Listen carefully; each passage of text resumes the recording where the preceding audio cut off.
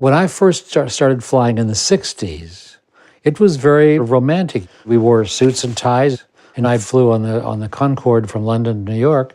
3 hours and 15 minutes, going 1,300 miles an hour, sipping on a Grand Cru Montrachet and nibbling on lobster claws and beef tips. That's a ride.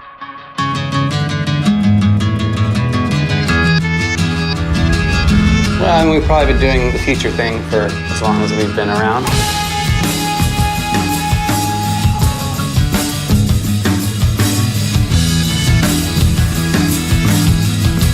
I remember being 5 and watching the Jetsons and thinking, this is going to be awesome. I probably read too much science fiction as a kid.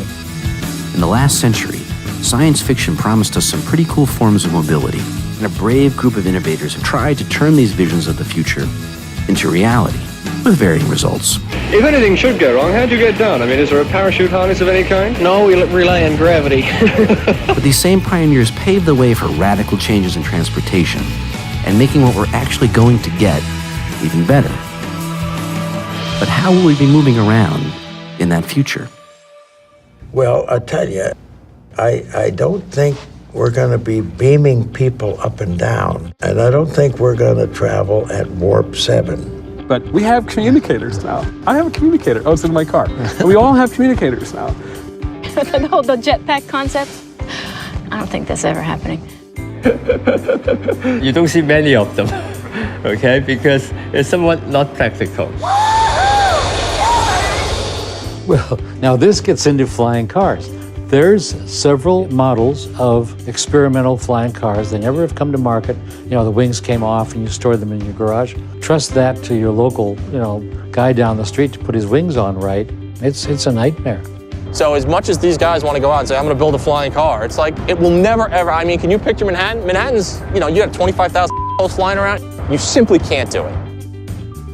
We have fun imagining the future, but predicting things accurately has proven to be more challenging, because the future we usually get is the one we least expect. I think the innovation that's happened in the past 20 years isn't what anyone would have anticipated. I think it's very easy to know what's going to happen in the next 6 months because you know mostly what's going to be possible, and the question is how can you push it? And 5 years out, it starts to be, maybe you'll get it exactly right or maybe you'll be really far off track.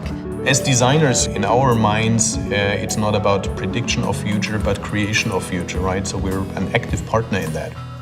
My particular bent is to render an optimistic future because we're rehearsing for our own future. Why not do it as pleasantly as possible? So the way we're going to be moving around is tough to predict.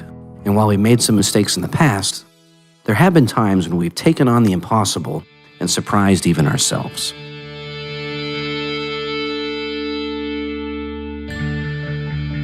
It's an exciting time right now in space because, we're right at the cusp of this fundamental shift in space transportation. But what we aspire to do is orbital space flight, even point-to-point space flight, so that, instead of just going straight up and straight down, you take off here in Los Angeles and you go to Sydney, Australia in an hour. Low Earth orbit travel is going to change our opinion of what's a long ways to go. It takes me 22 hours to get from Boston out to Wellington, New Zealand. I want it to take 6. Can you imagine how much smaller the world will be when that happens? It took us 66 years to go from Wright Brothers to Tranquility Base.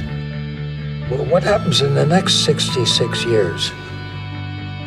Probably what comes next is that tourist trip to Saturn or that tourist trip to Mars.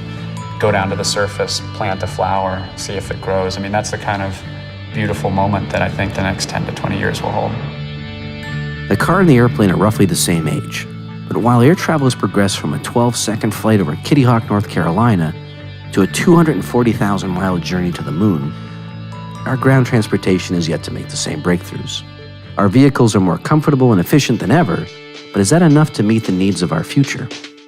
We're redesigning the way that we live on Earth, and that takes a little bit because we have to get that change to happen. And design's about parameters, and cars just haven't had the forces put on them to require the big changes. You know, there's not too many products that you can identify that have had this same fundamental genetic makeup for over 120 years. And so we are in a transition into a sustainable lifestyle. That's not a bad thing. Yeah, it's not a bad thing. It's just different. We're entering into a future now of a whole new DNA for the automobile, a way of thinking about the car and how it fits into our lives, along with the enormous communications technology that we have to help us live our lives in even better ways. Now that's mobility, all right? That's transportation. And we have new generations coming along and things are rapidly increasing. And it's time now to move on.